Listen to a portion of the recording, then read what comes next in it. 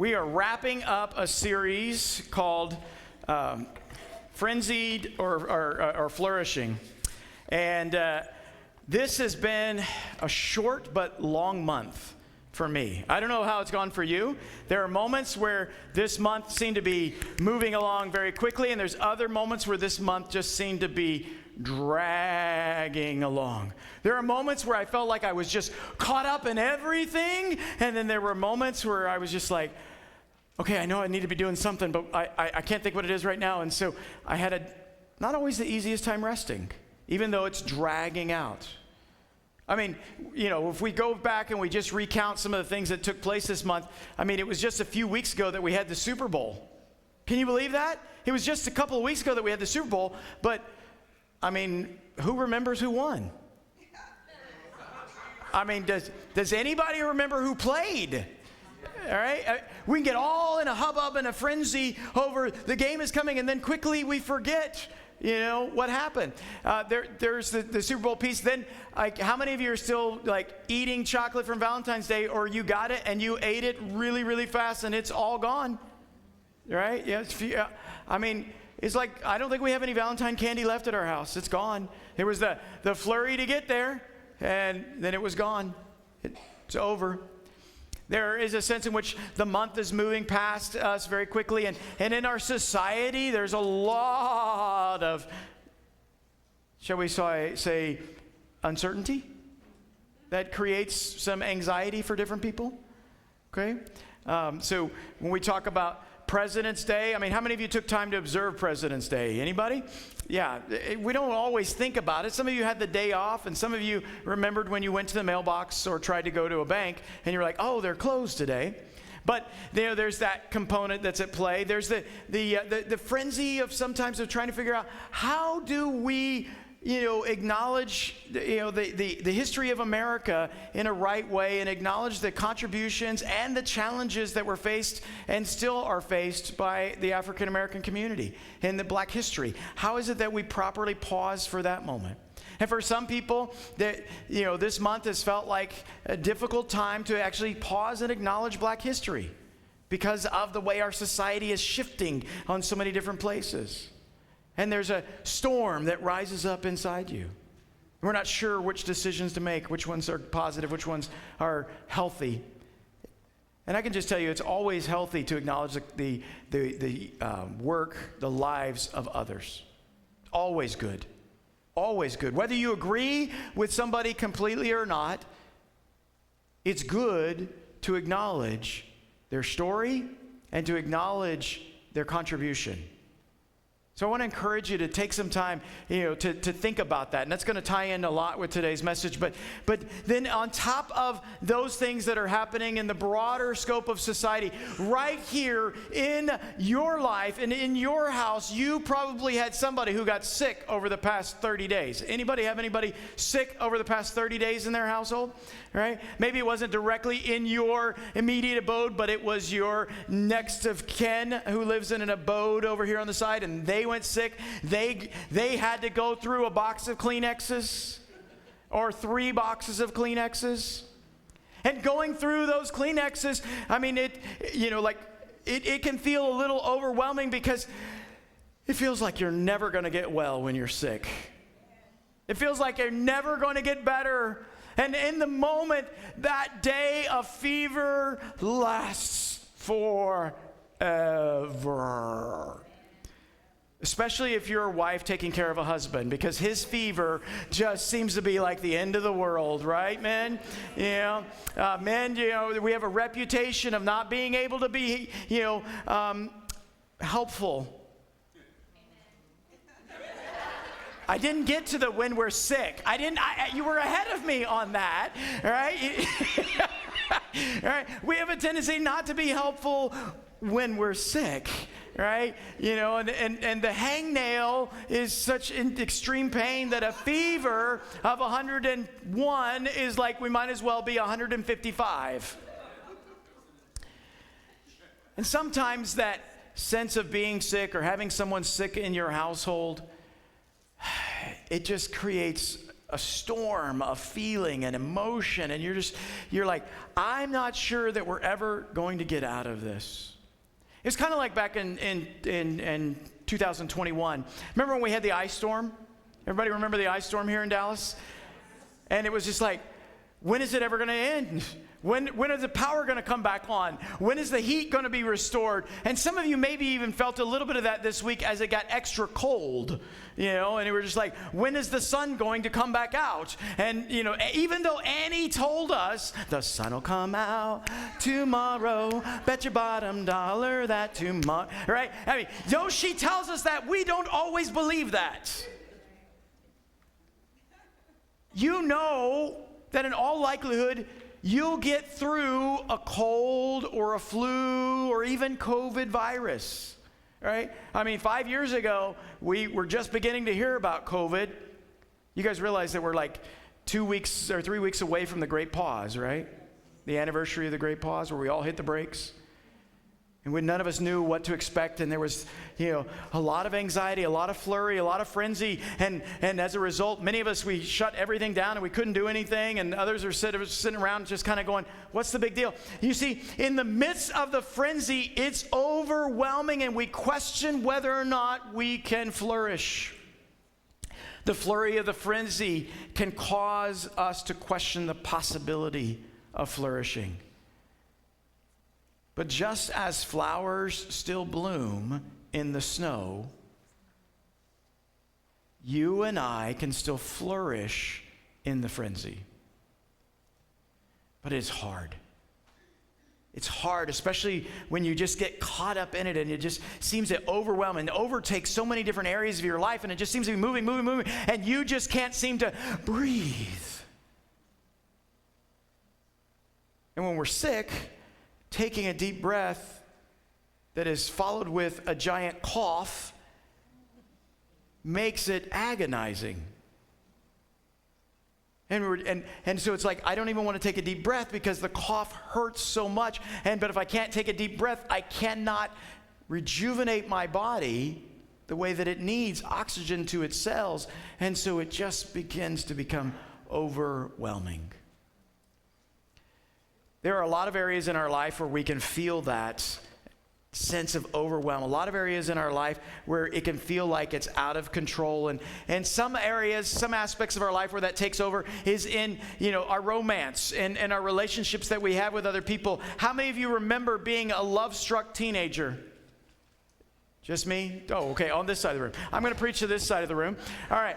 All of my love-struck teenagers, right, over here, I'm not sure how it happened for you in your teenage years. Maybe it was in your college era, right? You were love-struck, and just this sense of overwhelm that it takes over, and the way that it's just like, oh my goodness, I just can't breathe without them in my presence.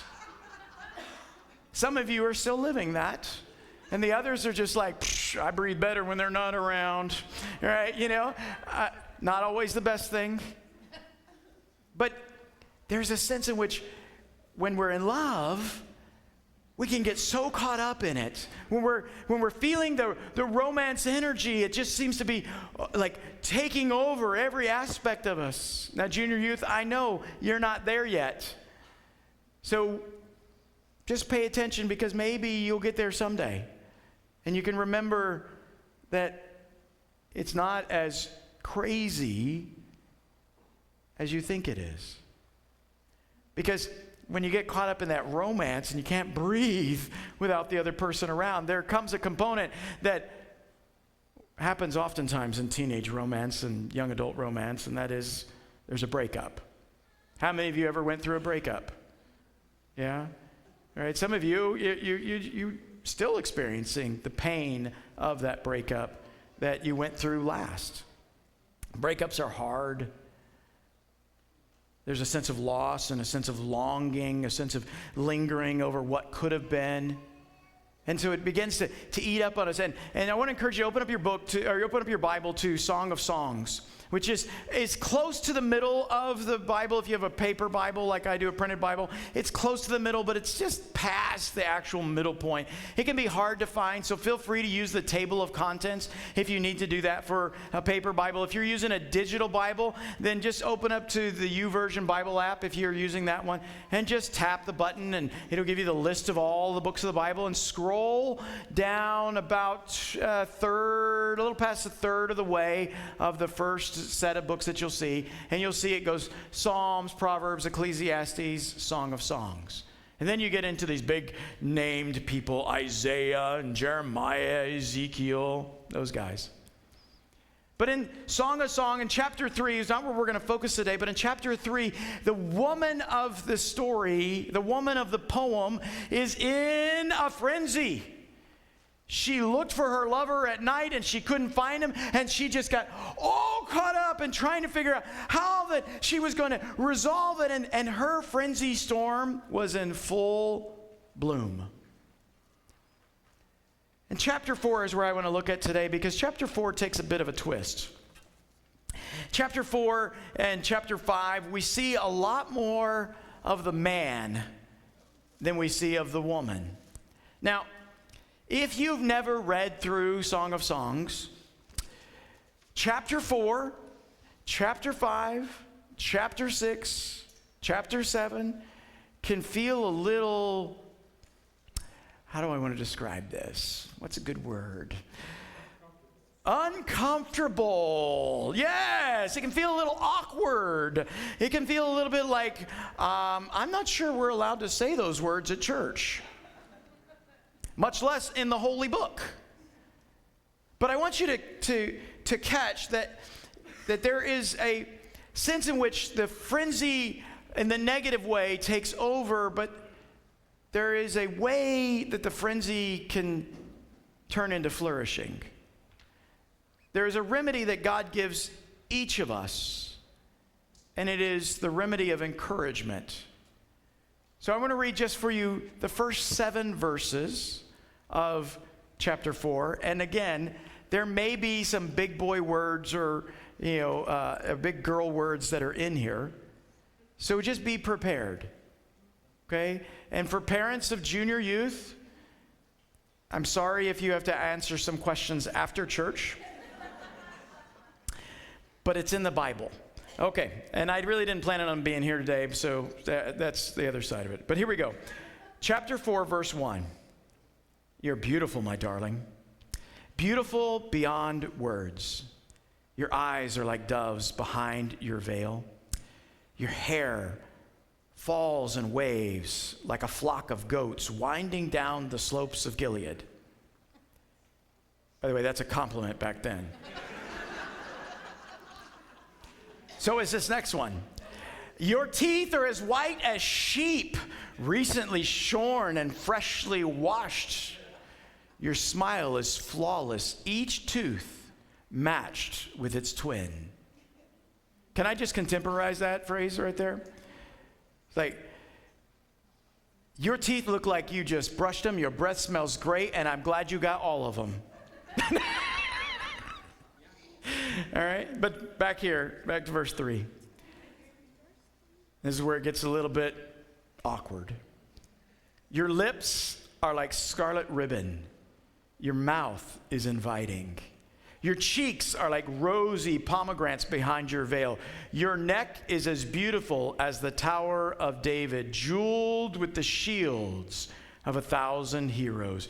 Your breasts are like 2 fawns, twin fawns of a gazelle, gazing among the lilies. Before the dawn breeze blew and the night shadows flee, I will hurry to the mountain of myrrh and to the hill of frankincense. You are altogether beautiful, my darling. Beautiful in every way. And maybe you read it and you're like, hey, that's not so awkward. Keep reading. Get past the word and get to the imagery. Who knows? But here's what happens. Is like in the poem, the woman seems to be very enthralled with the man. At the beginning parts of it, it's like, your love is better than wine. And that's her words, not his words. And she seems to be very much consumed with him, to the point that one night she wakes up in her bed and she's longing for him, but he's not available. And she gets in a little bit of awkward situations at different points in this because her desire for him takes over. But I think that what we see in chapter 4 and the opening portions of it and into chapter 5, that what we see here in chapter 7 and other places is we see the man speak to her in such a way that it changes the frenzy. It settles things. It's almost as if the way he compliments her gives her a sense of security. The way he compliments her gives her a sense of security. And so with that in mind, I just want to say that we need to lavish compliments and limit critiques. Ooh, that's hard. Like when I wrote that, that was like a message for Malcolm. I don't know about you all, but that's a hard thing for me to do. Because, I mean, in verse 1 of chapter 4, he says, "You're beautiful, my darling, beautiful beyond words." He is lavishing a compliment on her, which begins to settle her and make her right. And the compliments that he gives are an encouragement like fresh rain to a garden. The fresh rainfall and what it does for a garden. I mean, some of you've got gardens and you know what it is. But for those of you who don't, if you own your own property and you have to mow the lawn, what's it like after it rains? It sprouts growth. It's greener, it's flourishing, it's alive. And this need that you and I have to feel secure, this need that you and I have to feel safe, is an important need for us to acknowledge, because oftentimes in the moment of our frenzy, it's happening because we do not feel safe, we do not feel secure, and we feel out of control even more so, and we're looking for evidence of our aspects to how is it that we can get safe. And yet the man's ability to compliment his lover, I think it settles her down.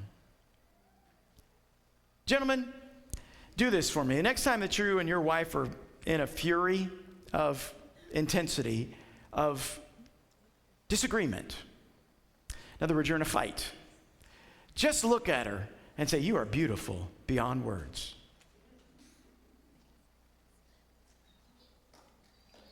But maybe even go a step further and quote the next one, right? "Your eyes are like doves."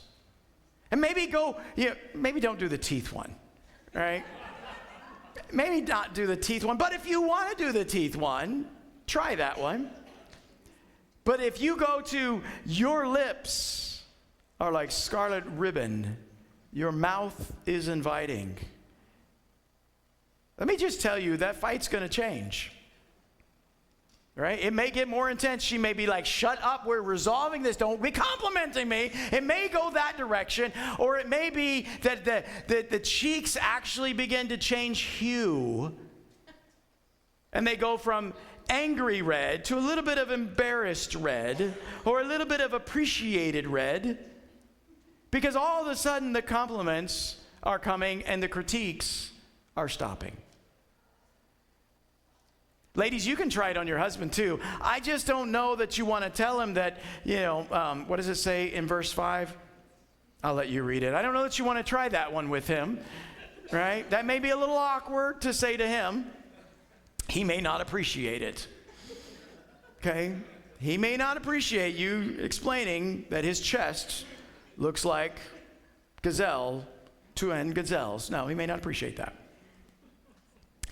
But there's an aspect in which if we can enter into compliments, it changes the scenario. But imagine if we didn't just reserve that for when we were fighting. Imagine if we went into the practice of regularly complimenting each other. Not only just as husband and wife, but parents complimenting children, children complimenting their parents, co-workers complimenting each other, church members complimenting each other, complimenting the stranger at the supermarket, complimenting even those that are just hard for you to agree with. Like, you look like you've lost weight. What you been doing? You're looking good, right? I mean, husbands, don't do that to your wife without permission. But maybe, you can do that to somebody that you're feeling in a tense situation with. You can find a way to compliment them.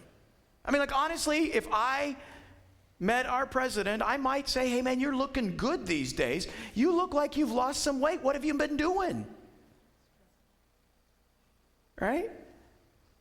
I might do that. You might do that. You might look at somebody and say, nice outfit.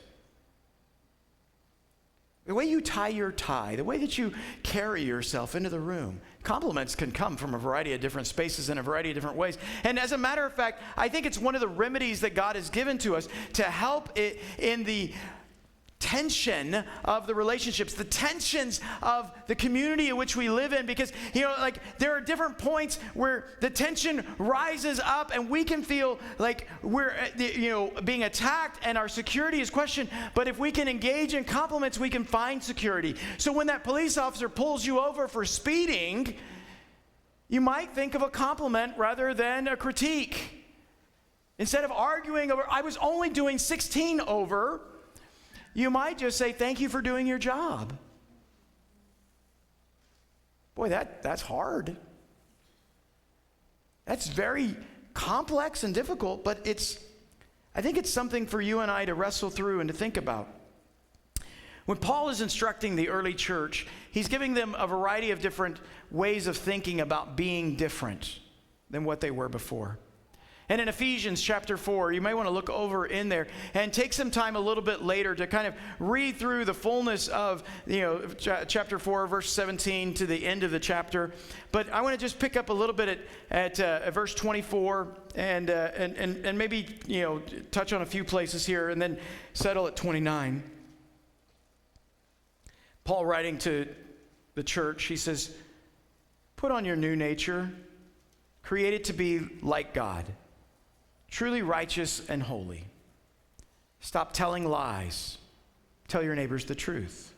For we're all part of the same body. And don't sin by letting your anger control you. Don't let the sun go down while you're still angry. For anger gives a foothold to the devil. If you are a thief, quit stealing. Instead, use your hands for good, hard work, and then give generously to others in need. Verse 29, don't use foul or abusive language. Let everything you say be good and helpful, so that your words will be an encouragement to those who hear them.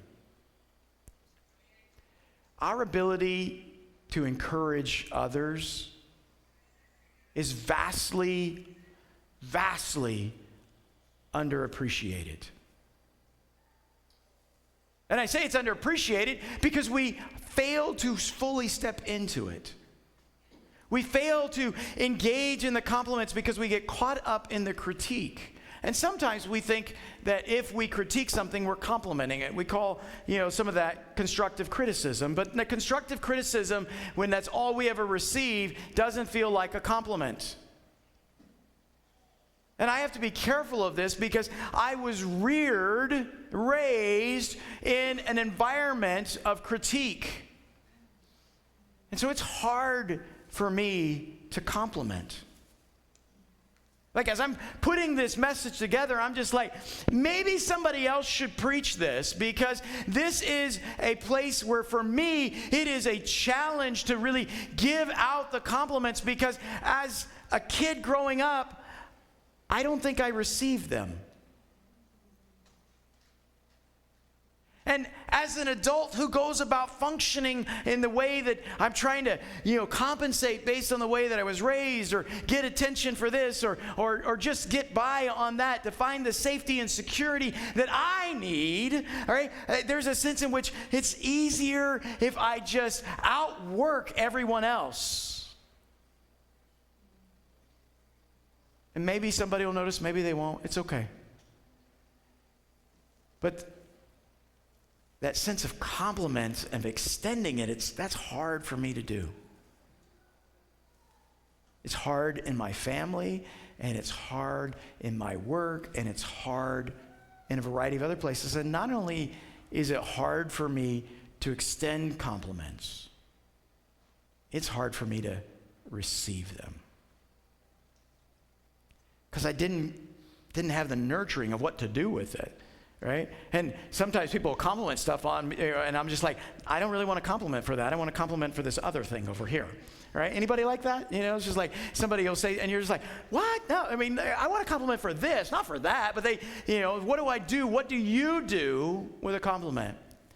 I'm so grateful for one of the men in my life who spoke this to me, some almost 30 years ago. He said, when somebody gives you a compliment, just say thank you. Don't try and justify it. Don't try and explain it. Just say, thank you. And that's been a discipline that I've had to work on for the entirety of my adulthood. And it's been a discipline that has been one that I'm trying to figure out what to do with. But then I began to realize that, also through the years, I realized that compliments come in more fashions than just words. Several years ago, Gary Chapman wrote a book called The 5 Love Languages, and it helps us to explore this idea of how is it that we can compliment, how is it that we can encourage others. And if you've not taken the time to read The 5 Love Languages, or watch a video on it, or see a TikTok explanation of it, then let me just encourage you, take a moment and search it up. Search up the 5 love languages. Search up what they are, because I can't do enough justice to them in the time that we have. But quite simply, there are 5 areas of expressing affection, love, and appreciation to others that Gary Chapman identifies. And one of them, we just kind of practice a little bit with Valentine's Day, in which we give gifts. All right? And so that one, we're kind of, oh yeah, that's a way to say I love you. Roses. Somebody giving a rose is a way of expressing. Chocolate, jewelry, whatever. Those are ways of expressing and complimenting. And for some people, that means a whole lot to receive it. And for other people, it means a whole lot to give it. Right? There are some people that this is the only way that they learn to speak a compliment to someone, was to give something to them. Time. Not just like any old time. I mean, like, you can have time where you are in the house together and both of you are independently watching your own devices. That's not the time we're talking about. We're talking about quality time where, you are intentional about what you're doing with that time. Because can we just say that if you're in the same house watching separate devices, or in the same room watching separate devices, it could be quality time, but it's not quite the same as if you were actually doing a puzzle together or engaged in some activity with one another and complimenting each other by giving them your presence. That's how I think of quality time. It's that sense of presence. I'm giving myself to this person in this space, in this time. Touch, physical touch, that is not necessarily sexual in orientation, is another way. Patting someone on the back, shaking their hand, hugging them in non-sexual ways is a way that we can compliment one another. Because husbands and wives, if we only touch each other when we want to have sex, then it's not necessarily a compliment. It is more an expression of your hunger. If we only touch each other when we have need, then it is not a compliment. It is an expression of our desire and our own hunger for ourselves rather than for the other. Service, acts of service is probably one of the less celebrated ways of expressing love to other people. But did you know that sometimes there are people who clean toilets, do the dishes, keep the house tidy as an expression of their love, their way of complimenting the relationship? And on the converse of that, when someone is doing that, do you take it as an offense or do you take it as a compliment that they're coming alongside? They see that you're in the midst of something and they want to help, they want to encourage, they want to build you up. What's complicated about these 5 love languages, words included, words of affirmation, you do a good job with that. Thank you for the contribution that you make to us. Is that some of us are really good at speaking one and receiving another. And oftentimes in our relationships, it's not an equal pairing. What I mean by that is that you may be really good at giving words and the other person may be kind of deaf to them. Maybe kind of ignoring them. You may be really good at engaging in acts of service and the other person is going, I need your time. And so you've got to become a student of the people that you're in relationship with to figure out what of these 5 love languages work well in the relationship. Because as the 5 love languages are engaged, just the chemicals that can get stimulated and going in the wrong direction can get stimulated going in the right direction. So dopamine, oxytocin, serotonin, endorphins, these things, they engage and they begin to influence and shape the realities going on inside of you because someone is complimenting you. Your endorphins go up. The oxytocin, that's the cuddle chemical. And so when you've engaged in physical touch in the right way, all of a sudden stress begins to fall and the frenzy begins to drop because the compliment has been given. You are more beautiful than words can express, my darling. And at some point, each of us has been on the receiving end of it. One of the more formative moments in my life that was just, I about came unglued in a positive but yet seemingly negative way to myself, was early in Christy and I's relationship. We were traveling back to Oklahoma City, and Terry and Cheryl were traveling with us, and then we had breakfast or lunch, whatever it was, at Cracker Barrel, and we were going our separate ways.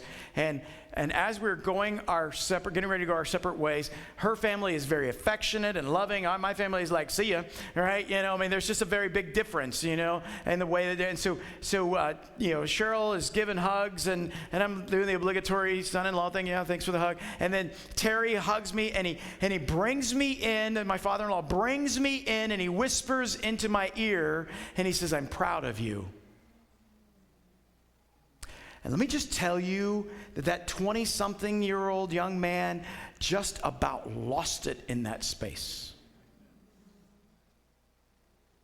Because as I saw it, I had done nothing in that moment or nothing in that season of life for him to go, I'm proud of you.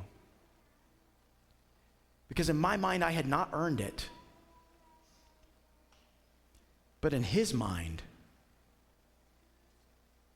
it was a gift for who I was. And that, oh my goodness, I had to just fight everything back to not burst forth in tears. And then I had to get in the car with Christy and figure out how not to let her know that I had been so impacted by that moment. Maybe you've had moments in your life where you've had to wrestle with some of those sort of things. And let me just tell you that at the heart of what's going on inside of us, our bodies are searching for safety and security. We're searching for safety and security, and these chemicals, when they get fired up and when they get functioning in adverse ways and in positive ways, they either threaten or develop that sense of security. And safety in relationship allows for flourishing, but I had never experienced that type of embrace before from a man. And it wrecked me. And I didn't feel exactly safe in the moment. But I have felt safe with him through the years because of that. And they'll tell you that, hey, the negative words will last longer than the positive words. Well, it just depends on how you deliver them. The research tells us that it takes 10 compliments to overcome one critique.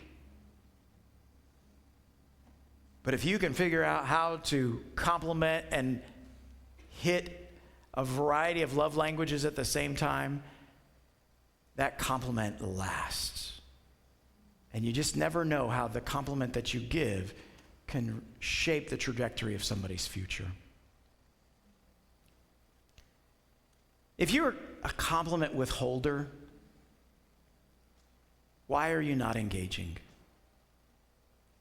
What's the brokenness? Where is it at? And I just want to remind us of some of the words of Jesus in Luke chapter 6. Jesus is speaking with his disciples and others, and he makes a statement that at some levels could feel like just a kind of a throwaway statement. At other levels, it's like there's something deep and rich in there. Luke chapter 6, verse 45. Jesus is talking about good tree, bad tree, judged by its fruit, those sort of things. But he kind of says this at the bottom of verse 45, the last part of it. He says, what you say flows from what is in your heart. What you say flows from what is in your heart. And if you struggle to extend compliments, it's probably because you feel unsafe. It's probably because you feel insecure. And can I just encourage you with this? That insecurity, that lack of safety that you're feeling, take it to Jesus first. Don't look to your spouse, your friend, the world to provide you a sense of safety and security. They can't. Don't look to your parents and judge them because of the way that the way that you perceive that they did not provide a place of safety and security for you. Or maybe they actually did not provide a place of safety and security for you. Rather, I want you to look to Jesus first.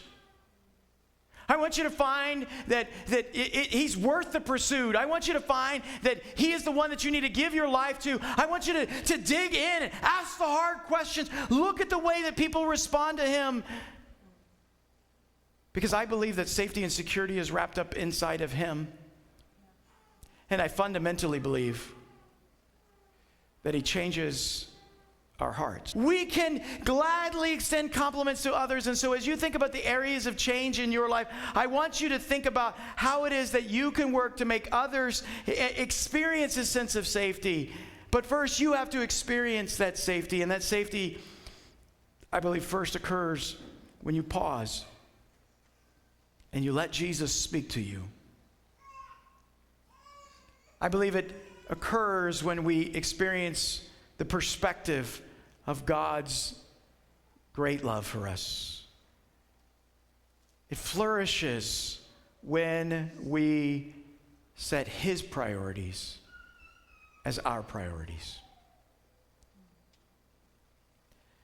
The great compliment that Paul articulates in Romans is that while we were rebellious and contaminated with pollution of our own decisions and the decisions of others, while we were yet sinners, Christ died for us. While we were unworthy, while we were unclean, while we were running away, while we ignored, while we fought, while we rebelled, Christ died for us to make us whole, to make us safe, to make us feel loved. And when we feel loved, we flourish. So submit your life to Christ. Get a coach or a counselor in your life to help you navigate some of the brokenness. Submit to their advice and their counsel, because they'll reveal things to you that you thought no one knew, but everybody else actually has already seen. Do you know that that insecurity that you feel, the insecurity that I feel, I realize others can pick up on it. I don't like that idea. And some people actually call it out on me, and I feel incredibly vulnerable and naked in that moment, and I want to fight back. But when I know that they love me and they're for me, then I can feel safe in my brokenness in their presence. Act in ways that you pause when the fury is rising and the storm feels like it's going to last forever and the sickness seems like it's never going to end. Pause for just a moment and take a break from all of the lingering and longing going down. Maybe listen to Annie. She does a much better job than I do. But maybe put on some praise and worship that reminds you of God's love for you. Open up the scripture. Listen to the way that God speaks that's recorded for us about his great love for us. And then reset, regulate your life based on the truth, not based on merely the moment of what you're feeling and the way you're interpreting things. Because the truth is that God loves you immensely. He wants what's best for you. He is there working in your life so you can flourish. Join me in prayer. Great and mighty God,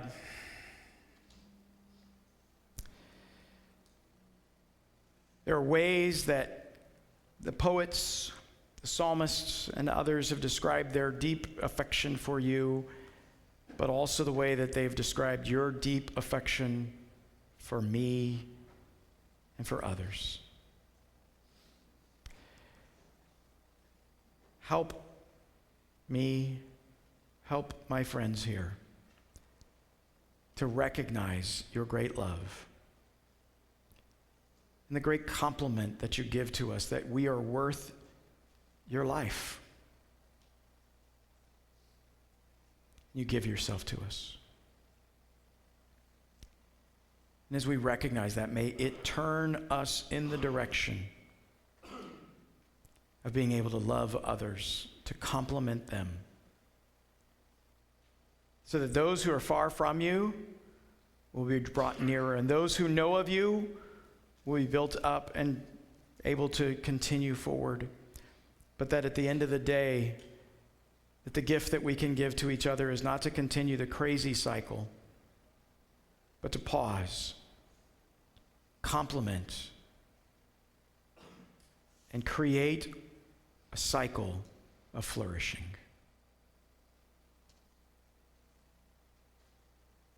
In your name I pray, Jesus. Amen.